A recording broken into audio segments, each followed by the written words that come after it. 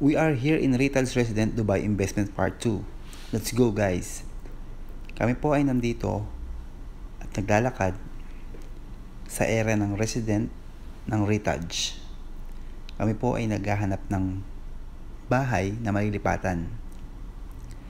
At ito po yung mga kapaligiran na kay ganda kung tignan.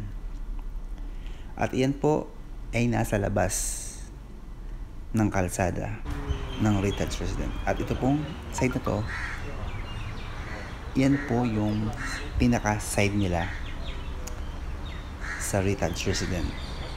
Kung makita nyo po, yan po yung pader at may mga puno. Yan po yung pinaka cover nila sa kalsada. At sa kabilang dulo na yan, yun po yung security guard. Doon po yung papalabas. At ito na po, kami po ay naglalakad at papunta na po sa aming service. Kaso mukhang naligo pa kami.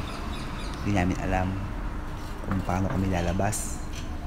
Kasi ang daming pasikot-sikot, nakakaligo rin.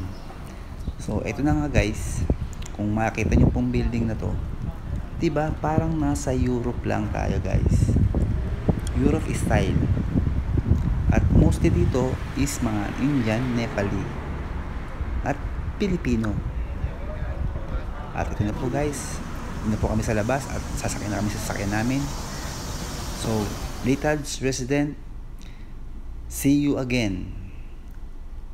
Thank you guys and God bless you.